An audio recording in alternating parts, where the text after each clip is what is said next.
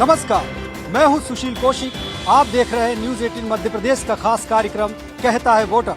कहता है वोटर का काफिला आज आ पहुंचा है ग्वालियर की जनता से कि आखिरकार क्या है उनकी समस्या, क्या है उनके मुद्दे और किस तरह का जनप्रतिनिधि और किसको नहीं जिताना है। ये सब जनता के ऊपर डिपेंड करता है और प्रत्याशी की छवि के ऊपर डिपेंड करता है। रोड़ा है अभी बेकार पड़ी हुई है, वो पूरी कंप्लीट हुए, जल्द से जल्द काम हो। बड़ा धीमा धीमा काम चलता रहता है, रोड बनना शुरू होती है, कम से कम 3-4 महीने हो गए, अभी तक रोड पूरी नहीं हो पाई। अब जब चुनाव पास में आया है तो काम में तेजी लेके आए हैं। बाकी दूसरी है, साफ सफाई बिल्कुल नहीं बना पा रहे हैं। पूरे किला गेट की रोडों पे अभी तक कचरा डला रहता है। काफी ये रोड वगैरह है, पानी वगैरह की काफी दिक्कतें आती हैं। कभी गंदा पानी आता है, कहीं लाइन फूट जाती है, कहीं रोड गड्ढे पड़े हुए हैं। थोड़ा सा अच्छा विकास से अच्छा विकास हो। मुद्दे देखो, आमजन के मुद्दे तो 2-3 ही मुद्दे रहते हैं। आमजन को केवल एक सड़क और स्वच्छ पानी और बिजली, ये चीज जो सरकार देगी उस सरकार को आदमी सपोर्ट करेगा। ग्वालियर में कई जैसे स्ट्रीट लाइट वगैरह हैं, कई जगह ऐसे हैं तो अंधेरा पड़ा रहता है कई इलाकों में। सुना आपने, ये थी ग्वालियर की जनता की राय। और अब हम चलते हैं ग्वालियर के बीजेपी और कांग्रेस के मेयर प्रत्याशियों के पास कि आखिरकार वो किन वादों, दावों और मुद्दों को लेकर जनता के बीच जाएंगे और उन्हें कि इस चुनाव में कितनी उम्मीद है। तो चलिए चलते हैं दोनों मेयर प्रत्याशियों के पास।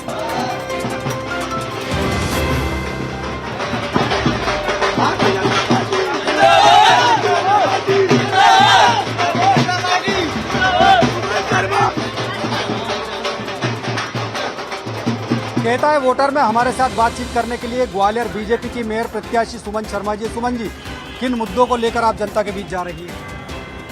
नगर निगम में जो मुद्दे होते हैं, बिजली, पानी, सड़क, आम जनता की परेशानियां, आम जनता को जो मूलभूत समस्याएं होती हैं, उन्हीं मुद्दों पर मैं जाने वाली हूं। चाहे ग्वालियर की स्वच्छता की बात हो, चाहे ग्वालियर के पर्यावरण की बात हो, चाहे हमारी आम जनता की मूलभूत समस्याएं होती हैं, परेशान होते हैं, उनकी बात हो, उन सब पे मैं काम करने वाली हूँ।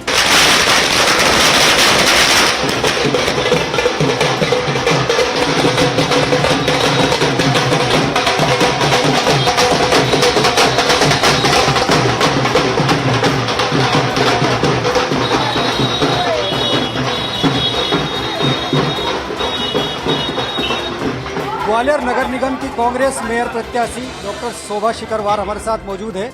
शोभा जी लगातार प्रचार प्रसार में जुटी हुई है। 3 बार आप पार्षद रही है और इस बार पार्टी ने आपको इतिहास बदलने की जिम्मेदारी दी है। किस तरह से देख रही है चुनाव? ग्वालियर की जनता का मुझे भरपूर सहयोग मिल रहा है और जो कि बीजेपी में 57 सालों से महापौर था, लेकिन अभी तक ग्वालियर विकास के नाम पर बहुत पिछड़ा हुआ है। अगर मुझे जनता आशीर्वाद देती है तो मैं ग्वालियर में सर्वप्रथम विकास के कार्यों को प्राथमिकता दूंगी, क्योंकि यहाँ पर सड़कों की हालत, सीवर लाइन, पेयजल की समस्या, आप चारों तरफ देखिए गंदगी के ढेर लगे हुए हैं। तो मेरी प्रथम प्राथमिकता केवल ग्वालियर का विकास और विकास ही रहेगा। शोभा जी, कांग्रेस में कुछ बगावत भी बीच में अभी आई थी इस तरह की। इसके अलावा बीजेपी भी बड़ी चुनौती आपको दे रही है और दावा कर रही है कि कब्जा बरकरार रहेगा। तो इनसे कैसे निपटेंगे आप? मैं चुनौती उन लोगों की स्वीकार करती हूँ और हमारे कांग्रेस पार्टी में ऐसा कुछ भी नहीं है। हम सब एक परिवार हैं और एकता के साथ काम कर रहे हैं। धन्यवाद। के असल मुद्दे क्या है, लोगों से ही बातचीत करेंगे। अभी बताइए कि ग्वालियर जो है, क्या क्या मुद्दे हैं, कितना क्या विकसित है ग्वालियर? ग्वालियर अभी तो देखने में ऐसा लग रहा है कि उखड़ा उखड़ा पड़ा हुआ है। चारों तरफ कहीं सड़कें बन रही हैं, कहीं कुछ काम चल रहे हैं। अभी तो सिर्फ ग्वालियर बातों में है, अभी निखार की ओर आगे नहीं बढ़ रहा है। अब देखते हैं आगे चुने हुए प्रतिनिधि किस तरीके से उसका विस्तार करेंगे। क्या सर, क्या मुद्दे हैं ग्वालियर के और किस तरह का ग्वालियर है आज? आवारा पशु, पीने का पानी, ये मेन समस्याएं हैं ग्वालियर की, जो कि इनका तुरंत निदान होना चाहिए। मूलभूत सुविधाएं ग्वालियर क्या किस पैमाने पर है? देखिए, पार्किंग भी एक बहुत बड़ी समस्या है। लश्कर क्षेत्र में काफी भीड़ रहती है, पार्किंग की बहुत समस्या है। आवारा पशु भी एक समस्या है और स्ट्रीट लाइट्स भी कई जगह नहीं रहते हैं, तो वो भी मेरे हिसाब से एक समस्या है। खुदी हुई सड़कें, सीवर लाइन खराब होना, अंधेरा होना, तमाम जो मूलभूत सुविधाएं हैं उन सुविधाओं का अभाव है। आशीष जी, जवाबदारी सरकार की ही बनती है, केंद्र से लेकर राज्य तक आपकी सरकार है। लोग जो कह रहे हैं, कितना क्या है उसमें? देखिए, 2 बातें सबसे पहले हमें स्पष्ट तौर पे समझनी चाहिए कि ग्वालियर की जनता बड़ी विवेकशील है और राजनीतिक रूप से जागरूक है, और इसी जागरूकता के कारण उन्होंने कभी कांग्रेस की नगर सरकारों को पिछले 50 साल में उन्होंने कभी नहीं चुना, क्योंकि वे जानते हैं कि अगर कोई एक दल है जिसके पास नेता, नीति और नियत है तो वो भारतीय जनता पार्टी की सरकारें हैं। ग्वालियर की जनता के लिए भारतीय जनता पार्टी सिर्फ एकमात्र संगठन नहीं, भारतीय जनता पार्टी की सरकारें सिर्फ काम चलाऊ सरकारें नहीं, अपितु आशा की किरण है। ग्वालियर स्मार्ट सिटी में शामिल है। स्मार्ट सिटी डेवलपमेंट कॉरपोरेशन के माध्यम से जो काम चल रहे हैं वो ऐतिहासिक और अद्वितीय होने वाले हैं। तो स्मार्ट सिटी के काम ऐतिहासिक अद्वितीय होने वाले हैं। बीजेपी की सरकार में सड़कों का जाल बिछा है। हेवरन जी, कितना संतुष्ट है आप आशीष जी की बात से? देखिए, पहले तो मैं आपका बहुत बहुत धन्यवाद करता हूं कि आपने अपने चैनल के माध्यम से ग्वालियर की आवाज को आगे बढ़ाने का काम किया है।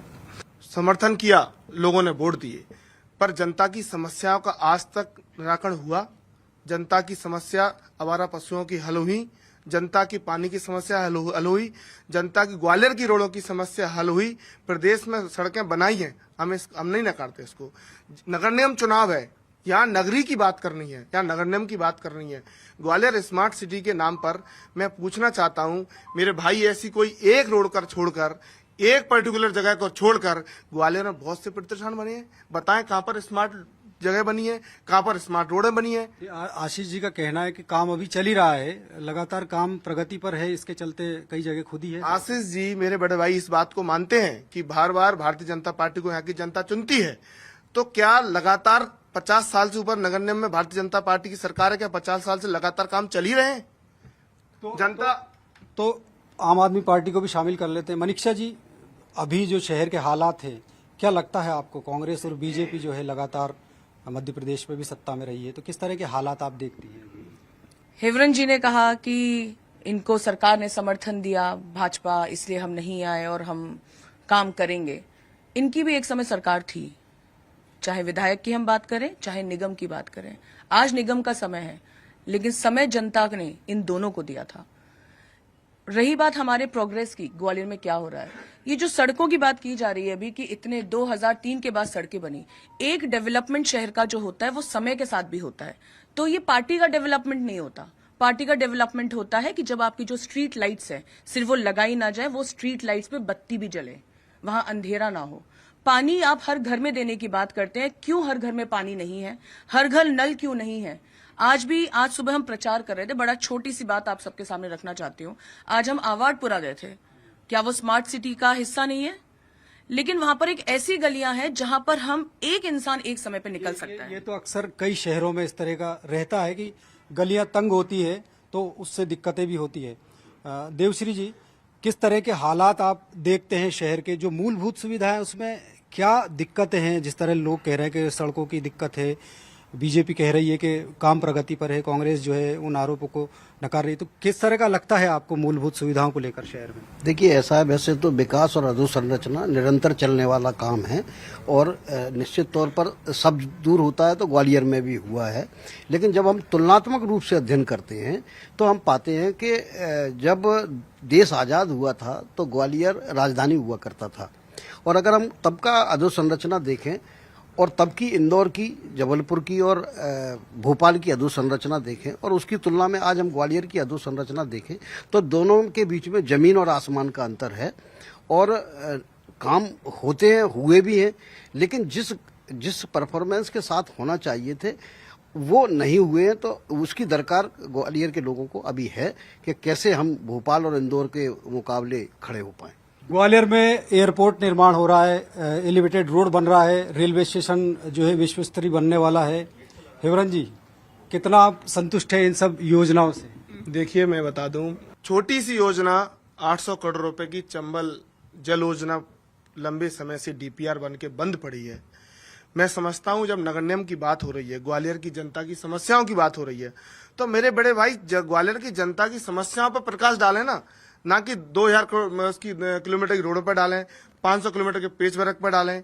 मेरा ये निवेदन है कि लगातार लंबे समय से भारतीय जनता पार्टी की परिषद है, इस बार 50 साल ऊपर का रिकॉर्ड टूटने जा रहा है। ग्वालियर में कांग्रेस की परिषद बनने जा रही है, ग्वालियर में महापौर कांग्रेस की बनने जा रही है।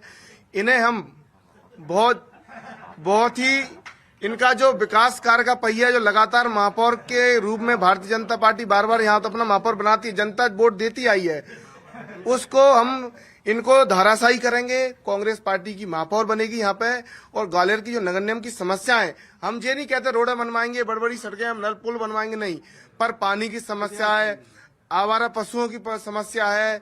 यहाँ पे जो भाई ने बताया, जो गाड़ी टैक्स अभी जो रोक दिया गया है, सरकार ने तो लगाया था ना, जनता के विरोध के बाद, कांग्रेस पार्टी के विरोध के बाद रुका ना वो।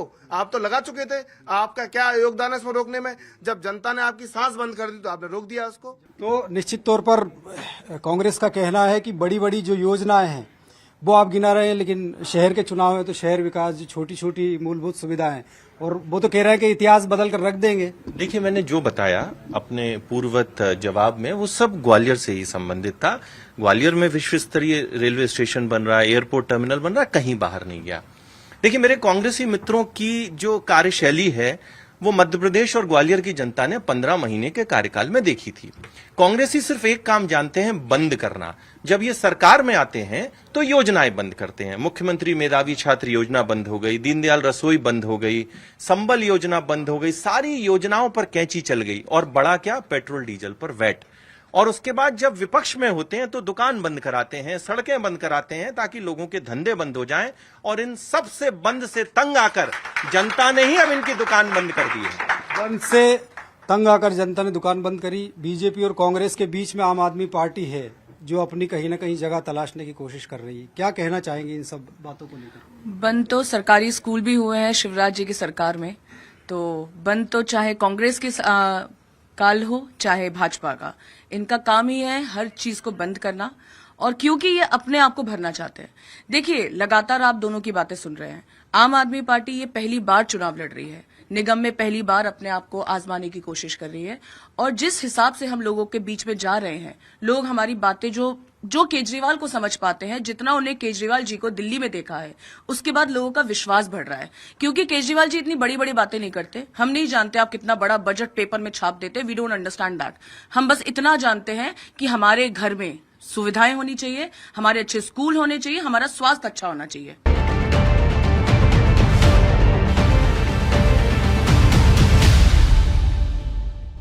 आशीष जी, ये जो बातें सामने आई है महिला सुरक्षा को लेकर, या जो निचले स्तर पर नेता होते हैं वो उतना विकास नहीं कर पाते। अगर इस देश में एक मुख्यमंत्री है जिसके मन में सिर्फ दिखावा नहीं अपितु सही संवेदनशीलता है, तो वो मामा शिवराज सिंह चौहान है।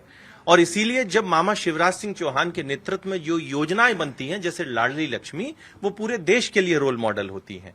और अब तो मामा का बुलडोजर मशहूर है। अगर कोई मामा की लाडली पर अगर उंगली भी उठा लेता है तो ना सिर्फ उसको जेल की सलाखों पे भेजा जाता है, अपितु उसके घरों को तोड़ के एक सख्त संदेश दिया जाता है ताकि उसकी जरूरत भी ध्वस्त हो जाए।